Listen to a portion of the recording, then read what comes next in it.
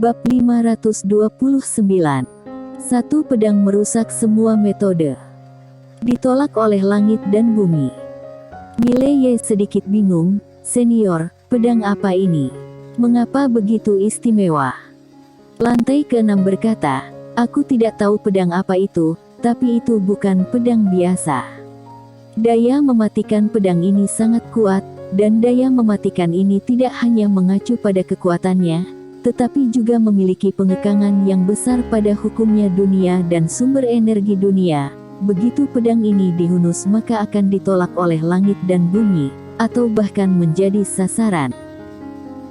Mileye ragu-ragu sejenak, lalu bertanya, "Apa yang akan terjadi jika aku menjadi sasaran surga dan bumi?" Lantai ke-6 berkata, "Itu tidak ada apa-apa juga, hanya disambar petir dari waktu ke waktu." Mileye. Pada saat ini, pedang bersarung itu muncul di depan Mileye. Lantai ke-6 berkata, "Pedang ini terlalu kuat dan niat membunuhnya terlalu kuat, itu di luar kendalimu saat ini." Mileye mengangguk, "Sepertinya pedang ini untuk sementara tidak berguna." Lantai ke-6 berkata, "Selain itu, kamu memiliki banyak benda asing. Kamu harus waspada setiap saat, jangan biarkan diri kamu mengembangkan kebiasaan buruk mengandalkan benda asing tanpa sadar. Begitu kamu terlalu mengandalkan hal-hal eksternal, kamu akan mengabaikan perkembangan kamu sendiri. Seiring waktu, kamu akan menemukan bahwa kamu tidak berguna tanpa benda eksternal." Mileye mengangguk, "Aku telah diajari tergantung pada benda asing." Meskipun dia telah mengingatkan dirinya sendiri untuk tidak bergantung pada hal-hal eksternal, berkali-kali, beberapa kebiasaan buruk dikultivasikan tanpa disadari, dan ini adalah yang paling menakutkan. Setelah Mileye menyimpan pedangnya, dia sepertinya memikirkan sesuatu, dan dia bertanya lagi, "Senior, menurutmu apa kekuranganku sekarang?" Lantai ke-6 berkata, "Kurang waktu." Mileye tersenyum pahit, "Aku juga tahu bahwa aku kekurangan waktu. Maksud aku, apa yang aku kurang dalam basis kultivasi?" Lantai ke-6 berkata, "Pondasi, pemantapan." Mileye sedikit mengernyit, "Pondasi, pemantapan." Lantai ke-6 berkata, "Konfusianisme besar di dunia sekuler tidak hanya perlu penuh dengan pengetahuan, tetapi juga perlu mengalami perubahan hidup, kehangatan dan dinginnya hubungan manusia. Pada akhirnya, adalah mungkin untuk menjadi semua orang dan membentuk sekolahnya sendiri. Yang disebut warisan adalah tahu pedang yang telah kamu pelajari dan tahu pedang yang kamu ketahui, dan sekarang, teknik pedang dan tahu pedang yang kamu pelajari sangat sedikit. Adapun pengalaman kamu baru berusia 20 tahun saat ini, pengalaman dan wawasan hidup apa yang kamu miliki?" Mileye terdiam. Lantai ke-6 berkata lagi, "Kata pedang berarti pencerahan, dan pencerahan ini adalah Tao. Tao mencakup segala sesuatu. Apakah kamu mengerti?" Mileye tersenyum pahit, "Aku benar-benar tidak mengerti." Lantai ke-6 berkata, "Tahukah kamu di mana kelebihan orang tua berpedang itu dibandingkan kamu sebelumnya?" Mileye bertanya, "Di mana?" Lantai ke-6 berkata, "Ini adalah fondasi dan pemantapan. Pedangnya terbuka dan tertutup lebar, mengandung hukum langit dan bumi dalam setiap gerakan dan keheningannya, sedangkan pedang kamu hanya memiliki kecepatan dan kekuatan murni, dan sedikit alam konsepsi. Ini tidak cukup." Mileye sedikit mengangguk, "Aku mengerti." Lantai ke-6 berkata, "Ini semua terburu-buru." Mileye bertanya, "Lalu bagaimana aku harus berkembang sekarang?" Lantai ke-6 berkata, "Kecepatan dan kekuatan." Mileye tertegun, "Senior, bukankah senior bilang kekuatan dan kecepatan? Satu pedang menghancurkan semua metode." Lantai ke-6 tiba-tiba berkata, "Pernahkah kamu mendengar ini?" Mileye mengangguk, "Aku mendengarnya." Lantai ke-6 berkata, Kekuatan kultivator pedang terletak pada pedang di tangan mereka, mampu melanggar hukum, aturan, dan bahkan aturan Tao. Yang harus kamu lakukan sekarang adalah fokus pada kekuatan dan kecepatan dan alam konsepsi.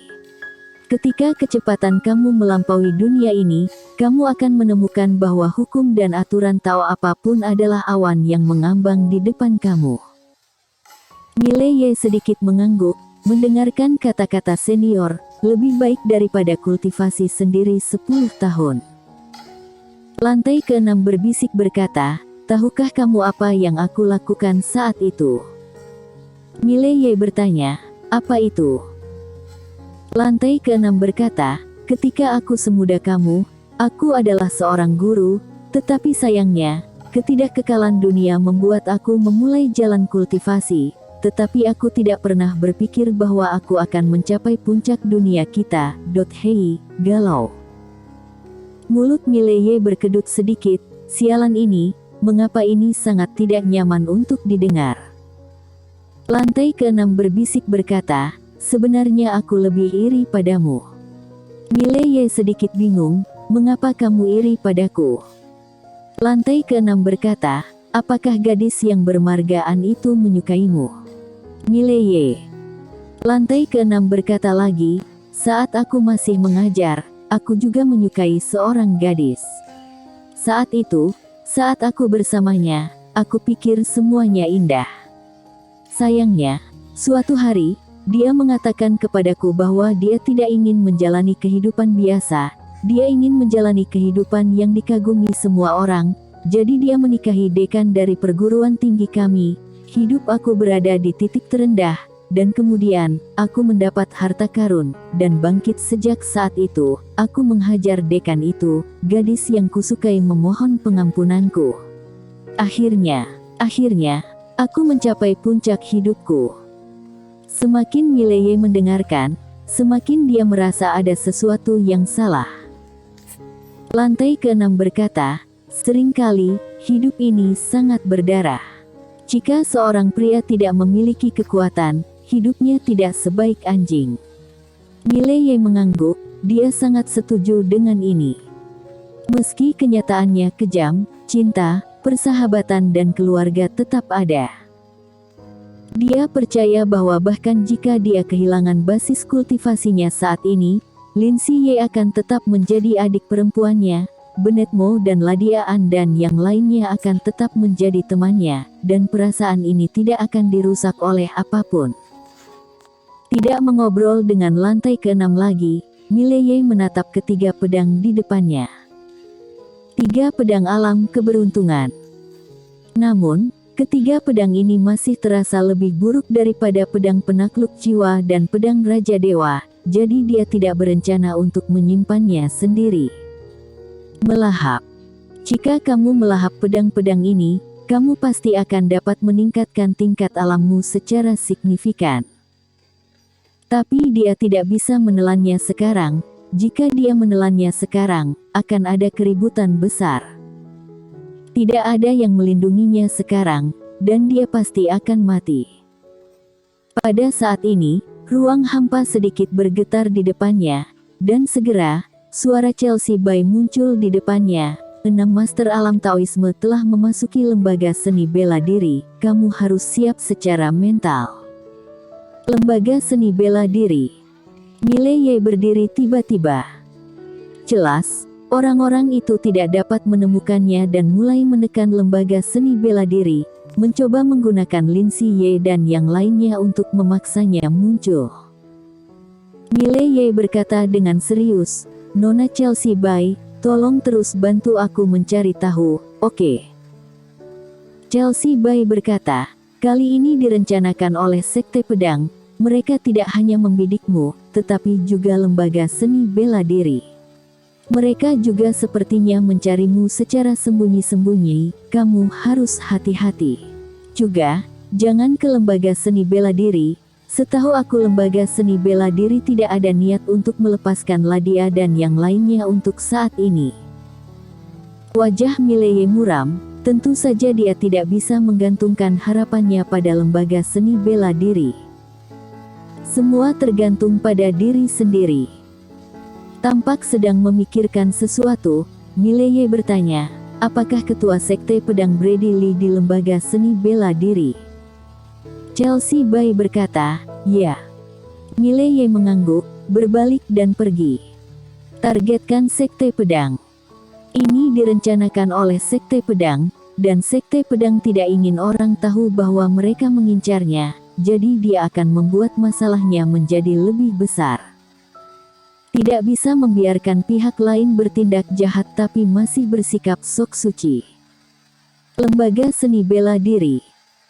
Di dalam aula bela diri, Donnie Helian duduk di urutan pertama, dengan 7 orang duduk di kedua sisi di bawahnya. 6 orang tua, dan ketua sekte pedang Brady Lee.